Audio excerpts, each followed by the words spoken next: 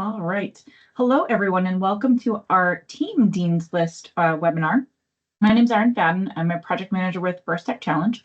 And so this call is put together as a place for teams and coaches to call in and ask questions about the Dean's List.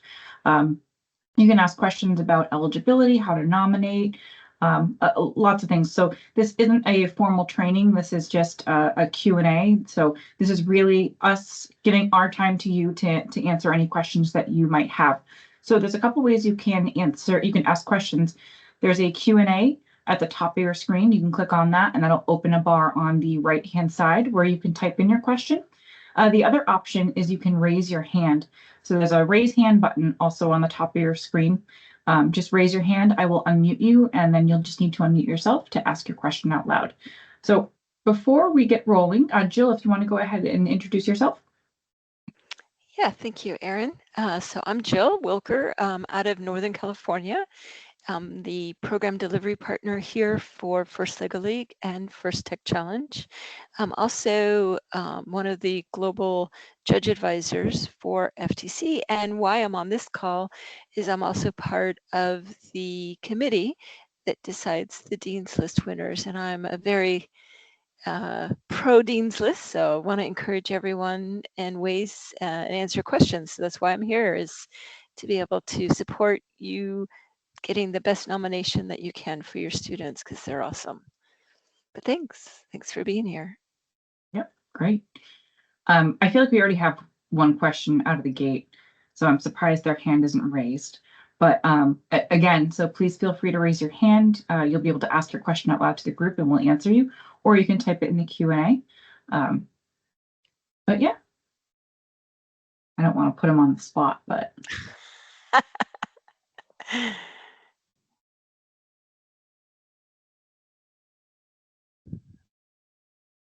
And I guess disclaimer, it's some of you may be new, which is great. You won't understand my next statement. The people who are returning, there have been a lot of changes in First Tech Challenge, but I will say that as far as Dean's List goes for this season, it's remained status quo from past seasons. So if you are returning, really not much has changed. There have been some changes to Dean's List award submitter roles. All of that's outlined in the Dean's List nomination guides, and I could actually put a link into the Q&A for that. But it looks like we do have our first question. Please bear with me. I am allowing your mic, Barry, and you just need to unmute yourself. I am unmuted. Can you hear me? We can. Okay. Two-part question, I believe. So the first one is, what is the process for providing feedback on the requirements of the Dean's List? And if we don't have any students on our team that meets the requirements, what should a coach do? We'd like to still nominate a student anyway. I have an all middle school team with seniors that help mentor the middle school students.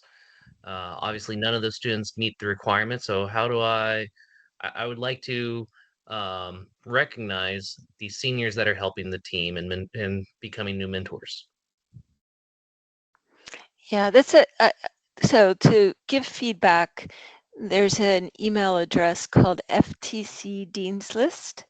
So the three initials FTC, and then Deans, which is plural, so DEANS, then the word list, so Dean's List at firstinspires.org. It's actually on page 7, a little far down in the nomination guide, and I put the link to the Dean's List page overall in the Q&A. So that's the first part, is how do you give feedback? And, you know, each season we do look at the requirements. We you know, as a committee, and it's with both First Tech Challenge and First Robotics folks, we meet together and we really look at who is the award for, what are we trying to achieve, are we meeting those goals? So definitely feedback from the field, like yourself, Barry, is obviously very appreciated. Probably nothing for this year, but the Dean's List nomination guide right now is for 10th and 11th graders. So 2 years or 3 years away from high school graduation. And the intent is to have that process complete prior to them having to use that in any post-high school applications, whether that be for military, university, any type of post-high school applications, right? So it's challenging to do that for a high schooler because, or a senior in high school, because by the time all of that comes, it's basically the end of their high school year. So that had been the feedback, but definitely, hearing from folks, we'll have another opportunity at the end of this season to, have that conversation again and see whether we're still meeting the, goals of who we're trying to recognize. I don't know on that front, Erin, if you want to add any additional feedback on that.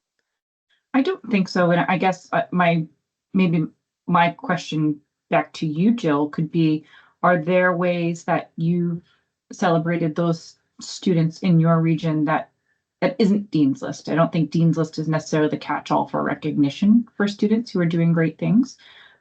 Although I understand that it is the only individual award.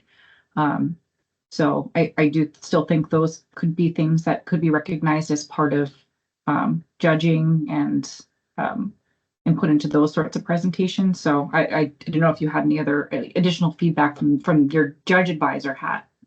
Yeah, that's a great question. In judging specifically, probably not, but as a program delivery partner, we do celebrate our graduating seniors. So we do try to recognize them. We have that as part of our recognition. We can always do more on that front. I think it'd be really cool. I know a lot of teams order the first honor cords, right, that are available, and being able to leverage some of that. I don't know if they come early enough, depending on your region and when your events are, but things like that where you're actually celebrating that senior. I think the younger middle schoolers, I think that's tough. I think, I think they're just maybe not, it's interesting, right? I look at the requirements for Dean's List. And at least my understanding of most 6th and 7th, 8th graders, I just not sure their experience is to sufficient, if they're just a year or two in the program at that age. So I'm open to ideas on what other things that people can think of, for sure. I don't know if anyone on the call has any ideas, but definitely open to additional areas of recognition.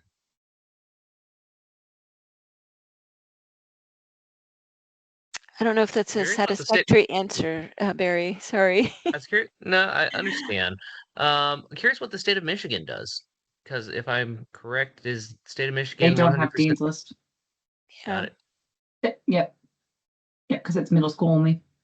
Yeah, so that none of the Michigan teams through First in Michigan are able to participate in Dean's List. For First Tech Challenge. Yeah. For First Tech Challenge, right, exactly. They are a 2-year only program. So by the time, basically you get in the first year as a rookie, the second year you might come back and then you're done and you move on to First Robotics competition. So, so that's where that comes from. Hopefully your senior is also participating either on a First Tech Challenge team themselves or in a First Robotics competition and could go, maybe not as a senior, but as a sophomore, junior in one of those 2 programs before they become a senior in high school. But definitely, coaches, I know there are participation certificates that First publishes out on the group. Like you can do something local as well to recognize that. You can, a lot of newspapers will print, like recognition type of articles. Yeah, and columns, right? So you could have them submit something to the local paper and get some recognition that way as well. But anyway, there is a question in the chat. What is Dean's List? So So for those that are brand new, Dean's List is an individual award recognizing our student leaders, right? So the students on both First Tech Challenge and First Robotics competition teams do amazing things. And what First has set up originally, actually with Dean Kamen's, I think mom was the original Dean's List reviewer, the OG there. But it's basically a way of recognizing with teams nominating up to 2 of their team members, and they have to be juniors or sophomores, so 2 or 3 years away from graduation. And there's a list of, criteria or things that we're trying to recognize in the student. And so it's called an essay, but there's a series of, I think, 6 prompts that the coach or somebody that they bring in, like a mentor, to submit those written prompts. The teams that are nominated from a team are called semifinalists, and then all of the semifinalists get interviewed in the local region. Each region then selects a few of their students, and that varies depending on how large the program is in that region. It could be a couple of Dean's List up to maybe 4 or 5 Dean's List recognized as finalists, and those get announced at a championship at the local level. And then of all of those finalists, they come into a pretty big batch, I don't know, several hundred across the world. 180. Thank you. 180. Seems like more than that. I know. I have multiple 3-inch binders of material. But basically, we of those 180 finalists, we select 10 winners of the Dean's List for each of the programs. So I'm part of the committee for First Tech Challenge. There's a separate committee for First Robotics, and it is a very difficult job. There are a lot of amazing things that kids are doing. And I put in the Q&A the link to on the First website that has, who are past winners, what's the nomination guide. There's a lot of really great resources in that around how do you write a great submission, what we're looking for, how do you choose the members of your team. So lots of different ways of going around that, but hopefully that sort of gives you a summary what the Dean's List Award is about. Yeah, and then we had another question come in. How do teams recognize individuals on teams that do not have captains without causing bad blood on the team? We had a bad experience last year, my first in the role, and I'm trying to avoid a repeat. So how do you select your Dean's List semifinalist? I think is the question. If you don't have sort of named role captains. So different teams do it different ways. Sometimes they vote. So they actually have a, usually it's not a like a show of hands, but more of a written or a private ballot where people could self-nominate on the team, and then the rest of the team members basically pick who it is. Sometimes the mentors pick, or the coaches, where they are interviewing each of the candidates that are age eligible. So basically, if you have a team of 15 and let's say you have 10 of them that are of the right grades, so sophomore or junior, they will interview them and then they will pick. And so there's a variety of methods. I don't think there's an overall sort of number one way. I think if it's causing bad blood, I think that maybe the method that's getting chosen is either, I would say that maybe the team feels the members don't feel like it's very transparent. So maybe there's some things there that could be brought up more transparently. The other thing is that sometimes if the coach or mentor is related to some of the students, that sometimes gives some favoritism, right? Oh, you're only selecting this student because they're your child. So just some things to consider. I don't think there's a sort of like number one optimal best way. I think another team I heard of, they base it on the number of meetings that a team, so they have some metrics. So how many team meetings does the student attend? How many outreach hours have they done? That type of effort. So I think maybe that's a conversation to have with the team itself on what would be an equitable way to select the two semifinalists. And maybe they have some other ideas as well of how to make it so that everyone feels heard, feels like they have an opportunity to be selected, but also that they feel like it's transparent in how that decision's being made. And I know, Jill, you had mentioned this idea where interviews could be done within the team, right, to figure out who the top two candidates are. And I think another step outside of that is, maybe even having someone who is not associated with the team. That is a third party that doesn't have as much of a vested interest as the coaches, that it could help, with that transparency and with that, like, I guess, not feeling as if there's any type of bias in that selection process. Yeah, and the Dean's List interview manual is available in the volunteer resources. Yep. So the manual is there. So if you do, let's say, have a teacher or maybe a guidance counselor would be a really good one. So people like that who are not affiliated with the team, who may not know the specifics of the team, I think would make a really great person to maybe be a neutral party to evaluating them.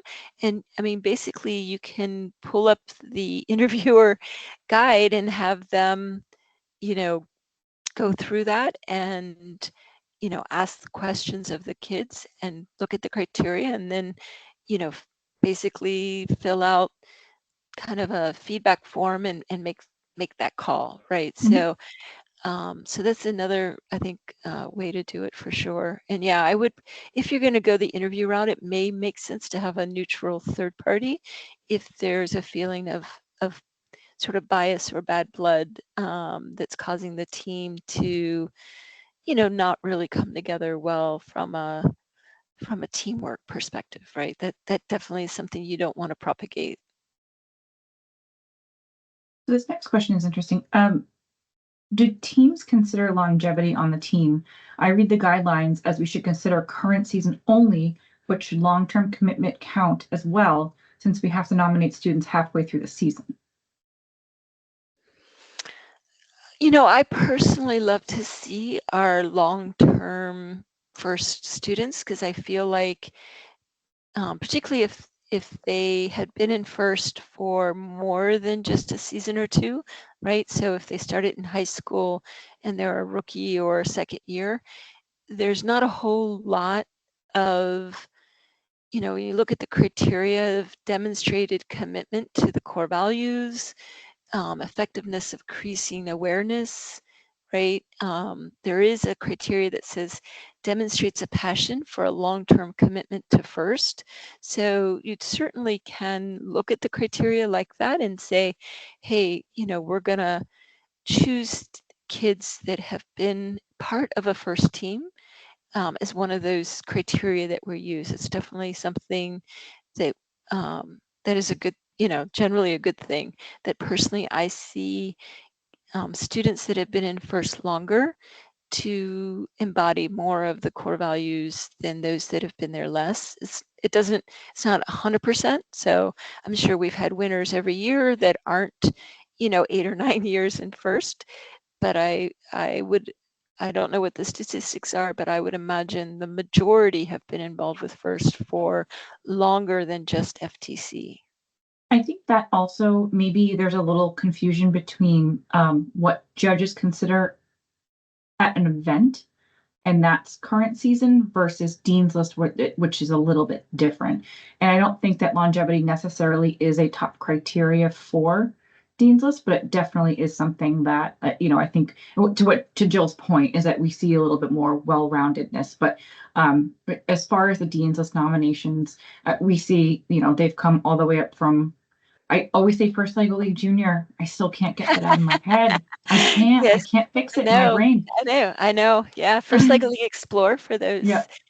So yeah, I've actually, I love to see that, right? But yeah, there's nothing in the Dean's List nomination guide that requires it to be just about this year. The one thing I will tell you though is sometimes we have students that have done amazing work in First Lego League Challenge. And back particularly when they had the global innovation, they did a lot with their project, and they would spend the majority of their nomination about all of that great, amazing work they did, a number of years earlier. And that's fine, but we're also looking at what have you done with the team in FTC specifically, in First Tech Challenge specifically. So, it's a balance between that longevity of things that you can bring into that nomination responses, as well as, what have you done this year? What have you done to further your team? So, but I think, Erin, you're absolutely right. There was some confusion. So in the portfolio and in an event judging, it is all about this season, which is defined as either your rookie year when you formed, or if you're a returning team, after the last official event you went to the previous season. So that is in the portfolio, and for event judging, Dean's List is different. We do allow information to come through that is more than just the one season's worth, for sure. And can you nominate a former team member? I have a student who is not a member this year and is working independently, but was very active in the past 2 years. You can, I think, can certainly nominate them. I'm not sure, if you look at the criteria of, individual contribution, how do they contribute to the success of their team? I think that would be a hard path. I don't know. Is there requirements in the nomination guide that it be a team member listed on the current roster? We don't say that only because we allow not enlist for those who can't get on the roster for whatever reason, right? So they don't have access to internet where they are. We want to make sure it's accessible. But we really do intend for this to be current first students, not someone who's not on a team anymore. Could we say that more explicitly? Probably, but it should be someone who is currently on the team. Yeah, I think it would be not in your best interest to do that. I don't know if there's actually in the nomination, you probably aren't forbidden from doing it, but I think that would not be probably the best choice. And yeah, we should probably put that on the list to be a little bit more explicit for next season. We're expecting current team members. Mm-hmm. Yep.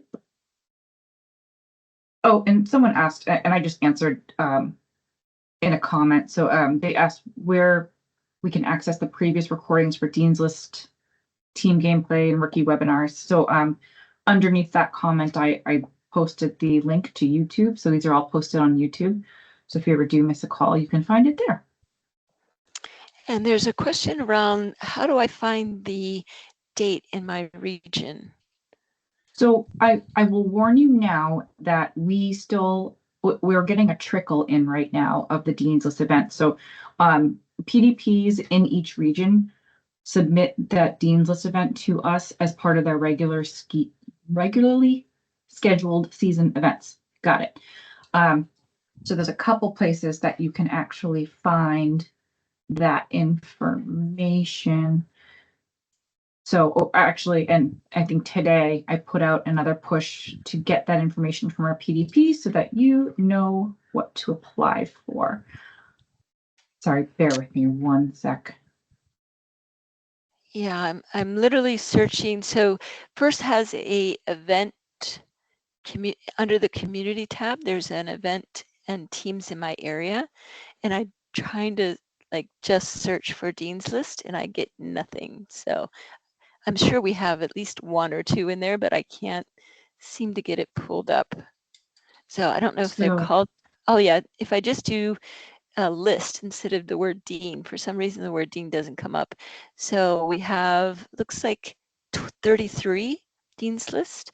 I'm going to put this link in as a response. I don't know if your region is already posted, but there are lots more coming, right? Yeah. We should see more in the next couple of weeks, hopefully. But yeah, so I put in a link. It events and teams in my area. I think that's probably what you were doing, Jill. That one is a little finicky. There is one that's easier, and I'm just trying to find it. Yeah, that I think making that a little bit easier to find the Dean's List events would be good. There we go. Okay. This is actually better.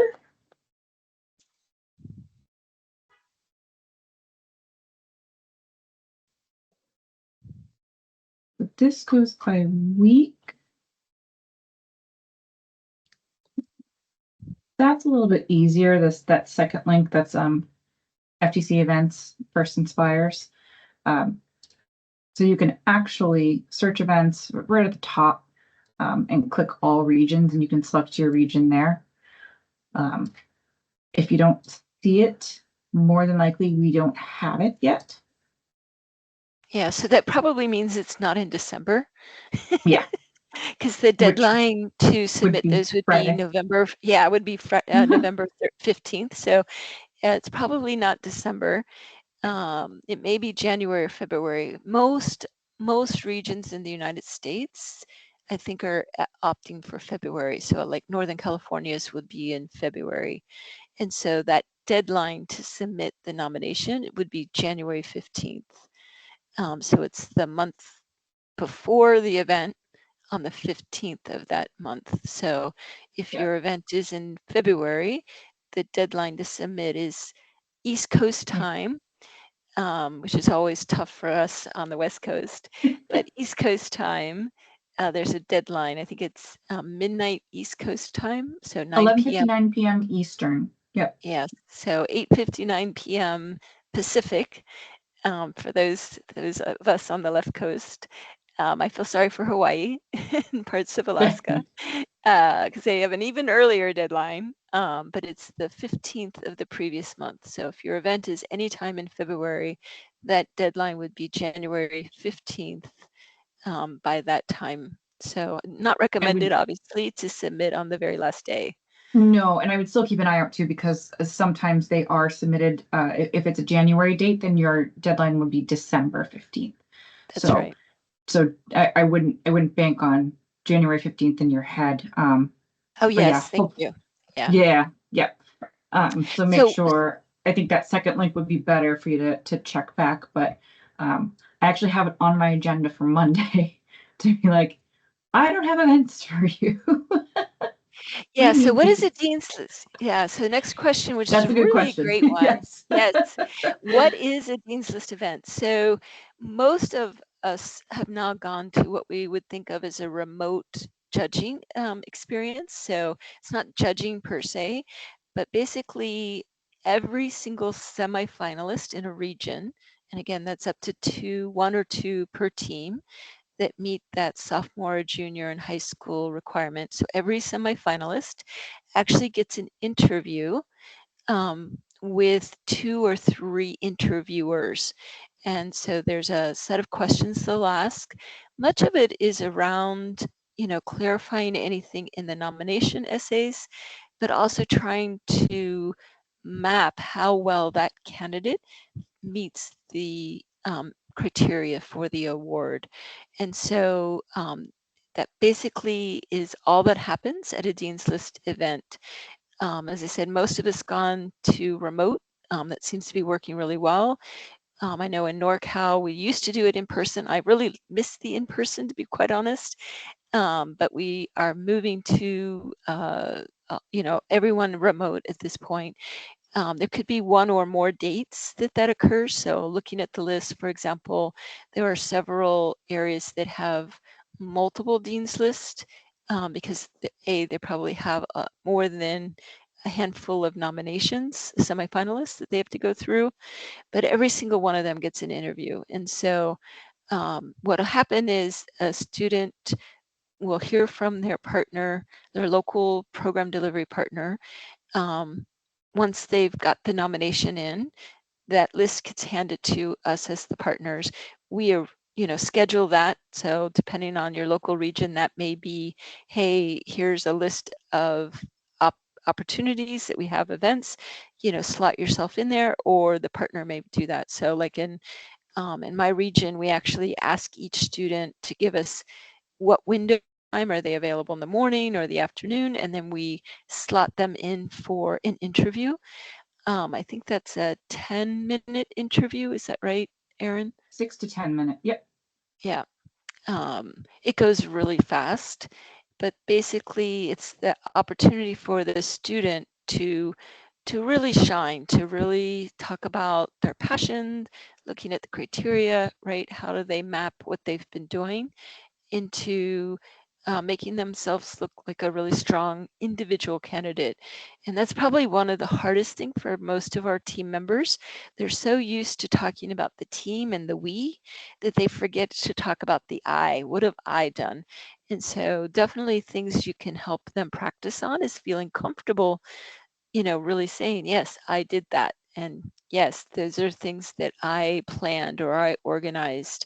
I made happen for our team. Yes, I designed that. And particularly depending on the cultural or societal background of that individual, that can be really hard for them to look someone in the eye and say that. But I think it's a really great training for them to be able to really claim what they've done and really talk about that. So definitely things you can help them practice ahead of time for sure. But that's all that happens at an event. Once all of the interviews are done, or actually in our region, we give them time, they'll type up notes. So the interviewer will type up their notes. When all the interviewers are done for that region, then a different group typically of what are called reviewers will actually read again all of the nomination essays, questions, responses from the coach or the submitter. They will read the interview notes and then they will select who are the finalists for their region. And so that is not typically done at an event per se. Usually that's offline because it's just a lot of reading. And so, but that's all that happens. Yeah. And I think we have semifinalist buttons. So probably each region distributes those semifinalist buttons differently. When we were doing in person, it made it easy because then I could hand it to them and congratulate them in person. Now I think we actually in our region mail those out as soon as they get nominated. So another question came in specifically for semifinalists. Is it preferred for a range of achievement, as in general robotics, outreach, other, or can it only be one category they excel in, for example, outreach? Ooh, that's a tricky question. Excel is a very broad term. So we have certainly had winners who did amazing, incredible work in their entire state. One candidate or one finalist winner comes to mind where they literally changed the trajectory of how the program was perceived in their entire state by doing amazing things with both print and television media, broadcast media. Just amazing work. They did some things on the robot, they did some things in other ways, but like excelled at a level that is hard to comprehend in most areas. So yes, you can excel, like literally excel in one specific area that is, really, really outstanding. generally, most of our candidates are very well balanced, where they are really good at a large number of things. So I don't think there is a one size fits all hint. It just depends, right? Excel is such a broad aspect, right? It's very subjective of what it means to excel. And so that's hard to answer, I think. And I think too, just when you're thinking about who to nominate and writing that nomination, keep in mind the criteria, because the criteria really guides you to like well-roundedness, right? And when you're entering that essay, those prompts that you're going to get, it's to help draw out how that student matches that criteria. So it doesn't need to focus on just one thing. So it's not just okay, I have to sit down and write a 4,000 character essay about how this student excels in outreach. It's, first prompt, explain how the student embodies the philosophies of gracious professionalism, cooperation through first core values. Another one, how has the student increased awareness of FIRST? Describe the student's interest or plans to continue to engage with FIRST beyond high school. So there's a couple of those, and each one of those has 800 characters. So it really helps you to write the essay to cater to the criteria. Yeah, absolutely. If a student is up for the FRC, First Robotics Competition Dean's List, should the FTC team that they're also on choose someone else? I'm not sure there's I understand where that's coming from. Like, you should give the nod maybe to someone else, but if they are the best person for FTC, not ignoring what they're doing in FRC, but we're really looking, when we read the FTC nominations, we're looking at what have you done for this program, for this team. So I think really looking at it, are they better suited for what they've been doing with their First Robotics Competition team, or are they really performing at a very high level where they are literally the best candidate also for First Tech Challenge team, not the collective team, but that specific team. So, I think we have seen candidates that are finalists and actually being considered, for both, the same candidate has done amazing work in both their FRC team as well as in their FTC team. But I think those are very, very rare. I can only think of maybe one a year where they are, and not every year, right? Where they are truly a strong candidate finalist for both programs.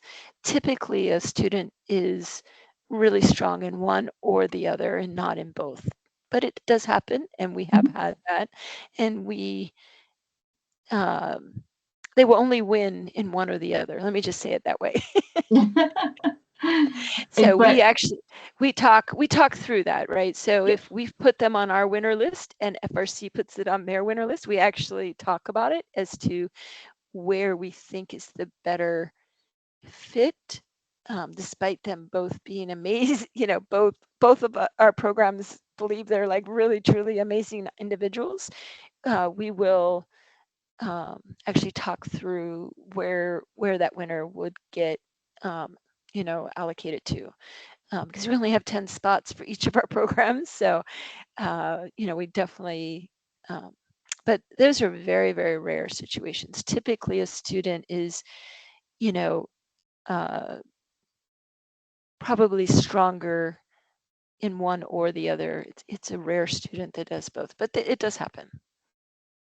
And someone just mentioned an event, which is not specific to Dean's List, but as I was looking through the event results scoring system side, I realized that that's not listing the Dean's List events.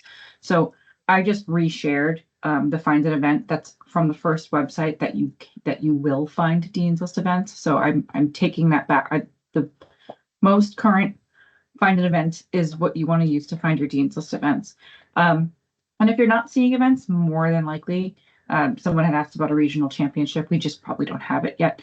They're still probably in the stages of securing possibly the venue Venue. and Yeah, I know all that NorCal fun is in stuff. that boat, right? We know we have a target date, but until we actually have a confirmed venue and date, we actually can't publish it. So Yeah. although we know what we're planning in NorCal, for example, we can't actually publish it until we actually know where and when it exactly is going to be. The worst you can do is publish data that's not finalized and then like you have to roll that back. That's actually more disruptive. But Yeah. your local partner would probably be able to at least give you an idea. And Dean's Lists generally are a week or two, possibly sometimes even earlier, but typically they will always occur before that regional championship. But I know in NorCal we do it 2 weeks before our regional championship is generally when we plan. Sometimes it's just a week, but we try to get it 2 weeks before our championship if we can. And Jill, we've mentioned PDP a lot, and I think that it is also a really good resource. I'm going to share this link. It's to find local support in your region, and your local support is your program delivery partner. So that is a great resource if you do need to contact someone in your region, if you have questions about, especially about events or really anything, they're there to help and support you on that local level. So you can just select your region, the email will come up for First Tech Challenge or First Robotics Competition or First Lego League, whatever you need. But there's their contact information right there for you. So that's always a great resource to know and to have.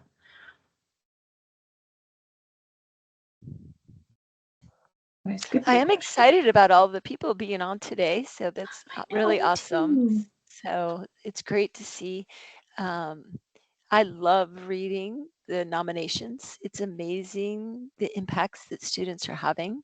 So definitely your job, if you are sort of the submitter, whether that's a coach or a mentor or someone with the team is, or you're a teammate, it is really to help, pull that information out. So, some of the best practices are, actually working with the semifinalists to not just remember what let's say you've been their coach forever, you kind of have seen them grow up, but you may not know all of the things about that student.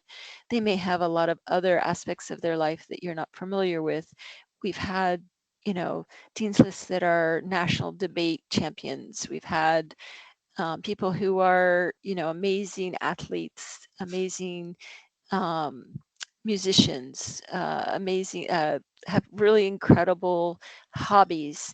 And yeah, you don't spend a lot of time in the nomination. Like I wouldn't use more than a sentence or two, but some of those things, I love to see our Girl Scouts Gold Awards. I love to see our Scouting America Eagle Scouts, right? So those are things you may or may not be aware of that your semifinalist has done outside of the team environment. So definitely you want to make sure you're representing everything they've done. Another piece of advice is don't have the student write the nomination and just submit it as is. It doesn't, we really need that adult perspective and being able to really frame how things are presented. We have every year one or two of the finalists that I see where it's the student effective words written in first person, and it just doesn't serve them well. So please, please, please take what if you do have them sort of write how it should be written, take those words, but bring some of that additional judgment and aspects as a coach and mentor.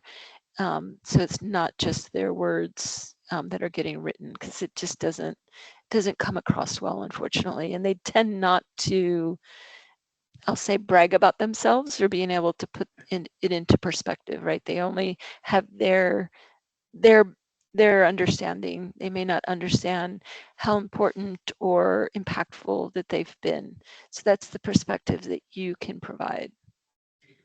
Jill, and you mentioned, I'm going to go backwards a little bit about, some of the, debate team and those sorts of things. So there is an area outside of the 4,000 character essay. It's a separate box. It's 500 characters, but it's just please share anything else that you would like us to know about the student, academic performance, specialized skills, etc. So it's not a lot, but it gives another look at who the student is. And I think to that end, the students will receive their nomination essay after the deadline closes. And it is really, really important to coach those students to read that essay that has been written about them, to know what's in it, and to be able to prepare if maybe there is something that they want to bring to the table that wasn't outlined in that nomination essay. They should make sure that they're prepared to do that. And there's some really great, again, this is all in the nomination guide, but there's also some really great tips on how students can prepare. So, I would also point them to that resource as well. Yeah, a very good point. Yeah, it's occasionally things do get missed in the nomination essays, and that particularly preparing for the interview, doing some practice interviews is a really great idea. One of the hints and suggestions I give, I think in at least some of the videos that have been published, are, if it's a remote interview, you must have a coach or a parent on that remote interview. So they either can be logged in, from a different login, or they can be in the physical room, but just slightly off camera. But they do have to be there. You have to have an adult with that student on a remote call. But it's a great opportunity for that adult to be able to give great feedback on interviewing. It is, a skill that many of us do not practice well, being able to talk about oneself in an authentic way, being able to watch your body language, right? Particularly if you fidget a lot. Thankfully, with, things from here up, right? So your hands can be down here fidgeting, and it's not on screen, but helping that student, prepare. If they're very sedate with their body language, so they're very calm in their body language and in their tone, practicing a little bit of how do you get some of that emotion and passion. We really love to see that in our students, of that passion. So if they are someone who is not verbally strong in how they convey, those are things that you can help them practice ahead of time. So just some things to consider. And there are lots of great hints in the nomination guide and sort of ways to do that. But those are great skills that will serve them well throughout life, wherever they end up.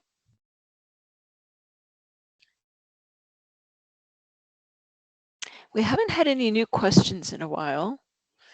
Yeah, we got 5 minutes left. So are there any last minute questions before we wrap up for the night?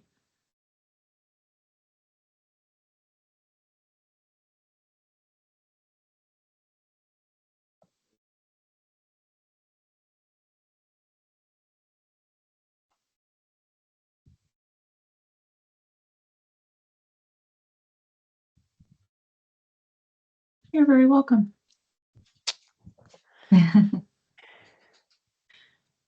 We appreciate the company.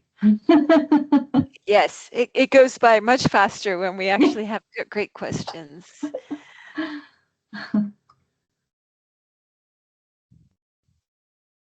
I'll just give it one more minute in case if someone's typing.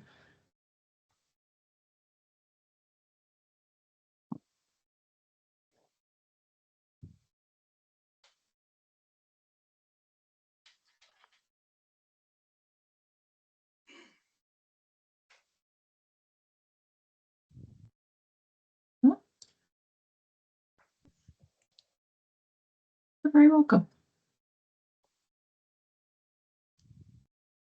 Okay, then, well, I think we can wrap up you know what I didn't do, Jill? When is our next one? That's what I didn't do. I know. Okay, So I got it.